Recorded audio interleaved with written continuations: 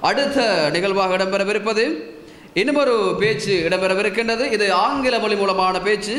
அல் குர்ஆன் என்ற அதே தலைப்பில் ஆங்கில மொழி மூலமான ஒரு பேச்சினை நிகழ்த்துவதற்காக வேண்டி நாங்கள் அன்போடு மேடைக்கு அழைப்பது ஆக்கிஃப் அஹ்மத் அவர்களை அன்போடு மேடைக்கு அழைக்கின்றோம். அஸ்ஸலாமு அலைக்கும் வரஹ்மத்துல்லாஹி வபரகாத்துஹு. Hello everyone, I am Akif Ahmed. Today I am going to tell about Al-Quran. The Quran is the holy book of Islam. The Quran is a code of life. It is the sacred book of Muslims. It is in the Arabic language.